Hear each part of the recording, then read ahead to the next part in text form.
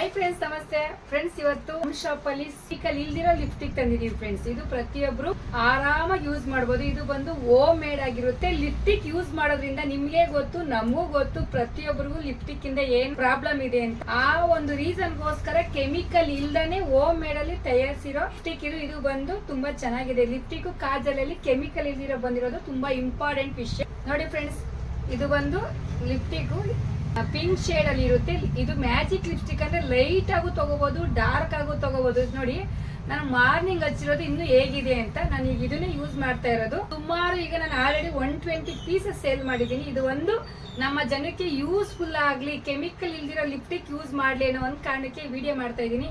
ಇದು ಬಂದು ತುಂಬಾ ಲಾಂಗ್ ಟೈಮ್ ಇರುತ್ತೆ ಫ್ರೆಂಡ್ಸ್. ಸ್ಪ್ರೆಡ್ ಆಗಲಿ ಪಿಂಕ್ ಶೇಡ್ಸ್ ಇರುತ್ತೆ. ಶೇಡ್ಸ್ ಏನ್ ಚೇಂಜ್ ಇರಲ್ಲ ಜಾಸ್ತಿ, only pink shade home made ಆಗಿರುತ್ತೆ. ಇದು ಐಟಮ್ ತುಂಬಾ ಚೆನ್ನಾಗಿದೆ, ರೀಸನಬಲ್ ಪ್ರೈಸ್ ಇದೆ ಫ್ರೆಂಡ್ಸ್.